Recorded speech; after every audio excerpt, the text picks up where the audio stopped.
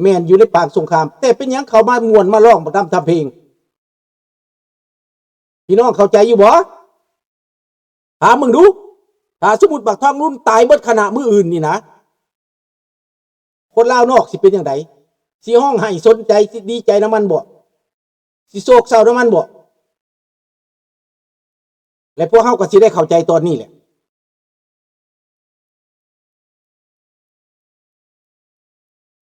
คือบังดูอามิโกคือแนวใด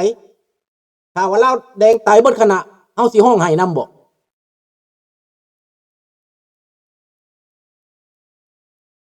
มันจะโอกาสหรือบ่โอกาสบ่แม่นเฮาจะท่าหวังเด้อมันขึ้นกับคนเฮานี่แหละอิหร่านนั่นก่อนเขาสิไปเฮ็ดจังซั่นคนอิหร่านเขาพร้อมกันเบิดเขาเว้าเป็นเสียงเดียวกันเบิดเขาบอกว่ามันบ่ดีเรื่องราวสิเปลี่ยนบ่เปลี่ยนนี่นะมันบ่ขึ้นกับลุงมันบ่ขึ้นกับตาถ้ำมันขึ้นกับคนลาวต้องการบ่ลาวในประเทศเด้ลาวนอกประเทศเด้แม่นบ่อาบิโกเจ้าสิว่าถ้าให้มันขึ้นน้ำผู้นั้นผู้นี้บ่แม่นไดมันขึ้นน้ำเจ้าเองเจ้าสินอนทาให้มันเป็นไปเองเป็นไปบ่ได้เจ้ายังบ่จักจีบจักแดนเจ้ายังบ่เข้าใจยังเบิดอยากทาแต่มันหล่นใส่ปากบ่ได้อยากกินข้าวบ่เฮ็ดหน้ามันสิได้กินบ่สบายดีน้องจันทวีถ้าเบิ่งอยากกินปลาบ่ไปหามันสิได้กินบ่อยากเปลี่ยนแปลงการเมืองบ่ต่อสู้มันสิได้บ่จะไปโทษเอ้ยลูกจนได้จะเห็นมาจากปีแล้วก็เป็นได้อ้าวมันก็คักละที่แบบนั้นน่ะผู้หนึ่งนอนเบิ่งผู้หนึ่งเห็ดมันสิได้บ่ล่ะขันใจเจ้าบ่ตรงกันเบิดสบายดีรอนี่สบายดีเบิดทุกท่านเด้อสบายดีท่านรอนี่ดังนั้นเบิดทุกคนต้องเข้าใจก่อนอื่นหมดต้องพร้อมเพรียงเฮียงหน้าจังแม่นแล้วเป็นน้ำหนึ่งใจเดียวกันอีกได้สามัคคีกันอีกได้ผมมีผู้หนึ่งไทยเขาหู้ผู้หนึ่งถูเขาทำมันสิได้บ่สิไปเฉลิมฉลองครบรอบ50 ปีการเป็นอพยพเสือกกะโหลกพวกนางพวกไปฉลองวันที่2 ธันวาคมนางซอยร้อยอยู่ทั้งข้างมันสิเป็นไปได้บ่พี่น้องมันสารไล่คัดใจกันอยู่มันสิได้บ่ถามนี่ถามพวกเจ้าผมดูข้าเจ้าสิเฉลิมฉลองว่าเป็นอพยพเจ้าก็เป็นอพยพเจ้าสิเป็นเหล้าแดงเจ้าสิเมื่อเป็นคอมมิวนิสต์เจ้าก็เป็นคอมมิวนิสต์เจ้าอย่ามาแทรกซ้อนเนาะอันนี้คือความจริงเด้อพี่น้องเด้อดังนั้นจะว้าไปแต่เดียวนี้โลดพี่น้องข้าพเจ้าจะแคมเปญไปเลยบ่ได้จักเทื่อดอกเจ้าสิเป็น2 อันนั้นมันเป็นบ่ได้มันเป็นไปบ่ได้สิฉลองทั้งวันที่2 ธันวาสิฉลองทั้งอันว่าเจ็บปวดเป็นอพยพแม่นอีหยังอันนี้น่ะผีกินหัวแล้ววะเมื่อแม่นไดมาเข้ารายการเลยมื้อนี้น่ะสบายดีทุกท่านเด้อพี่น้องเด้อมื้อนี้แปลว่ามาแบบพิเศษมื้อนี้ข้าพเจ้ามาแต่เช้าเปิดเพลงร้องเบิ่งแคสเพลงที่ข้าพเจ้าแต่งออกมาว่ามันถูกบ่มันเข้าใจบ่ฟังได้บ่สินะดนตรีพอดีแล้วบ่เสียงเพลงพอดีแล้วบ่ก็เลยจัดขึ้นมาแล้วกับขอร้องเพลงชาติเนาะมื้อนี้บ่ได้หลายร้องเพลงชาติเพราะว่าเสียงกระแหบกระแหงกระอิดกระเมื่อยเนาะลุงเฮ็ดเวียกเนาะพวกลูกหลานก็ต้องได้เข้าใจเด้อจักเวียกครอบครัวจักเวียกสังคมจักเวียกวัดเวียกว่าจักทุกสิ่งทุกอย่างอยากเฮ็ดหั่นน่ะเฒ่ามาแล้วเฮาก็ต้องมันก็ผู้เฒ่าเนาะแห้งมันก็ซ้ำนี่ถึงจะแห้งปานใดน่ะที่จริงแล้วลุงนี่แข็งแรงอยู่ไดฮักแต่ว่ามันเฒ่าแล้วเอาศาสตร์ลาวตั้งแต่เดิมมาขึ้นสื่อลือสาอยู่ในอาซีศาสตร์ลาวผู้พันไมตรีร่วมสามัคคีฮักพ้องกันหากศาสตร์หากประเทศเฮาหากเจ้าปกเกตเกษาร่วมมักร่วมศาสนาแต่บูหานมาฮักษาดินแดนบ่ให้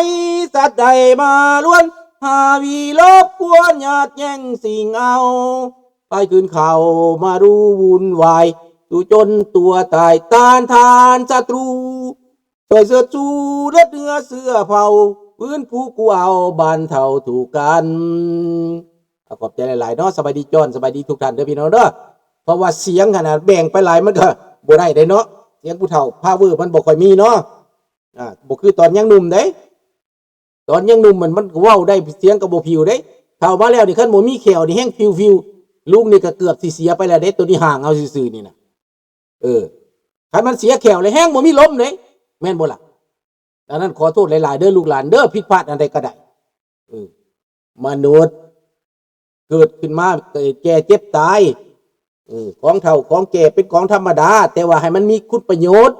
ขนาดไม้ดอกก็ยังเฮ็ดกระบองได้เนาะให้มันเป็นประโยชน์เด้อลูกหลานเด้อหนุ่มก็เป็นประโยชน์อ่อนก็กินแซ่บแก่ก็กินดีมีสติปัญญาทันตัวเฮ็ดเพื่อลูกเพื่อหลานเพื่อบ้านเพื่อเมือง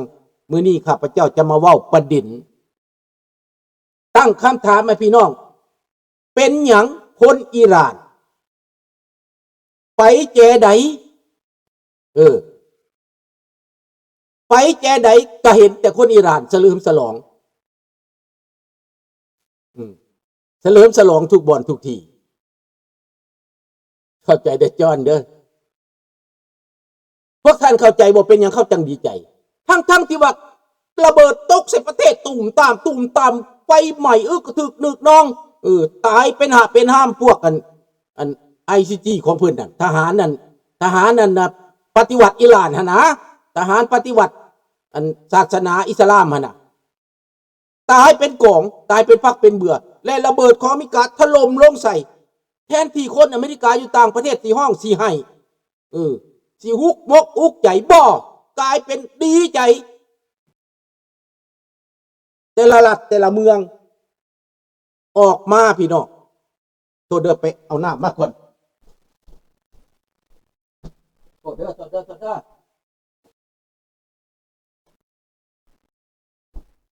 คนอิหร่านแต่ละรัฐแต่ละเมืองกันนะออกมาเต้นร้องรำทำเพลงเดินขบวนเสิร์ฟดนตรีทั่วประเทศทั่วโลกแปลว่าอย่างพี่น้อง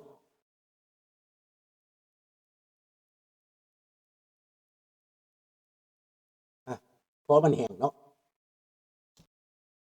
เป็นอย่างเขาจะเป็นอย่างสั้นห้องรุ่นนอนบ่หลับแน่นอนอันนั้นแน่นอนอยู่แล้วแม่นผู้ใดสิไปยามเพื่อนมันแม่นผู้ใดสิไปเฝ้ามันแม่นผู้ใดสิสนับสนุนมัน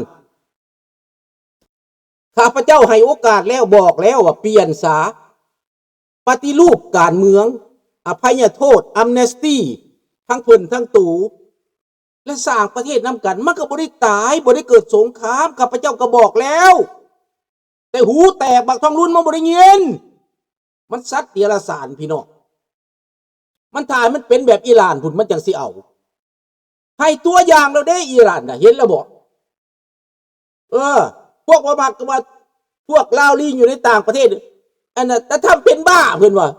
บ้าใหญ่ตีเจ้าอันนั้นละบ้าเอาระเบิดทิ่มใส่หัวเจ้าแล้วลาวลิงบางคนในอเมริกาก็บ่ดีใจพี่น้อง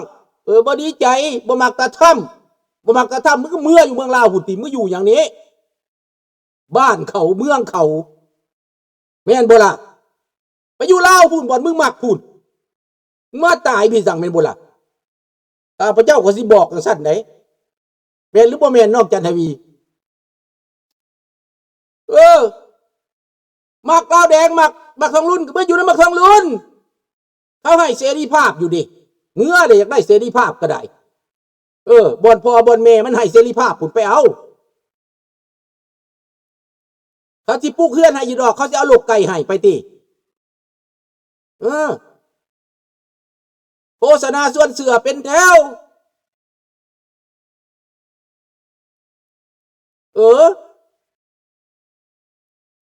ก็นั่นแหละพี่น้องดังนั้นเป็นหยังมีผู้ใดได้คำตอบว่าเป็นหยังเขาจังดีใจและเป็นหยัง นักกีฬาอิหร่านจังต้นนี้จากกันเวลามาแข่งกีฬาน่ะในออสเตรเลียเป็นอย่าง10 คนผู้หญิงตัวนอกเบิดเขาว่าเขาขับแค่แน่นใจมาตั้งแต่เกิดมาเขาว่ามันเมื่อยอดเมื่อยทนแหละมันเป็นโอกาสแหละต่อไปที่สมสายเขาโตนออกมาขอลี้ภัยการเมืองนักกีฬาอิหร่านมื้อนี้ข้าพเจ้าเบิ่งข่าวคืนนี่นะแล้วออสเตรเลียก็ให้ลี้ภัยแล้วก็แม่นนั่นแหละบ่มักทำอยากเป็นคอมมิวนิสต์กลับขึ้นไปอยู่น้ำคอมมิวนิสต์ปุ่นไปโลดเชิญมันและพวกเขาก็จะบ่ไว้หน้ามันอีกพวกนี้นะเขาจะเปิดโปงมันเบิดพวกนี้นะมันเมื่อยอดเลยดิคนเขาเมื่อยอดเลยแต่พี่น้องเขาว่าจังไดแหละก็ย้อนว่า47 ปี46 ปีที่ประเทศอิหร่านปกครองด้วยระบอบเผด็จการกดขี่ข่มเหงเหยียบย่ำทำลายหาเรื่องหาราวลิ้นผักลิ้นพวกแต่งตั้งตัวเองขึ้นมาเป็นใหญ่เบิดลูกเอาพอเบิดพอเอาลูกกดหัวประชาชนไว้เห็นบ่มันเป็นแบบนี้แหละดังนั้นคนอิหร่านเขาจึงดีใจตอนนี้นั่นไปแก่ใดก็ว่า thank you ทำ thank you president ทำปรากฏว่าเปิดหน้าใดขึ้นมาช่อง YouTube เนาะใดก็ตาม Facebook อะไรก็ตามมีแต่การเฉลิมฉลองคนอิหร่านทั่วโลกโตรอนโตมอนทรีออลนิวยอร์กวอชิงตันแคลิฟอร์เนียไปเบิดทุกรัฐทั่วอเมริกาแทนที่เขาสิห้องสิให้น้ำบักอายาตอลาห์โคเมนีเฮาคือกันข้าพเจ้าว่าถ้าบักทองรุ่นตายเบิดขณะนี่นะเบิดขณะรัฐบาลมันพักกันตายปัญหาก้อมนี่นะข้าพเจ้าสิจัดวงดนตรีคือโลดพี่น้องฉลองไสสนะโลดนี่มันเป็นแบบนี้พี่น้องขนาดวายบิกาทิมระเบิดใส่จากมือแล้วนี่10 กว่ามือแล้วได้นี่นะเดี๋ยวนี้ยังอีกเท่าไหร่10 มือบ่ข้าพเจ้าว่า11 มือบ่มันสิเป็นเท่าไหร่ในระยะ11 มือนี่นะให้ทำที่ต้องเขาเบิ่งเอามันจะเห็นปรากฏการณ์โลดพี่น้องโลกนี่กำลังเปลี่ยนไปแล้วพวกที่บ่เห็นดีเห็นงามนำพวกที่บ่มักก็เริ่มสิมักและเริ่มสิเข้าใจพวกที่บ่เข้าใจก็สิเริ่มเข้าใจเพราะว่าพวกเพิ่นบ่เคยเจ็บเคยปวดพวกเพิ่นบ่เคยเป็นเพิ่นบ่ใส่ใจเพิ่นบ่เห็นใจผู้อื่นลาวแดงคือกันมาอยู่นี่นะ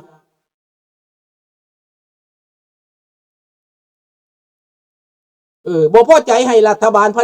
ให้รัฐบาลอเมริกาพอเพิ่นเสียผลประโยชน์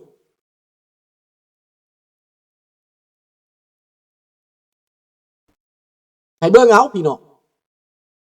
ข้าพเจ้าไปเบิ่งข่าวพี่น้องเห็นคนไทยไปรวมมือกับอิหร่าน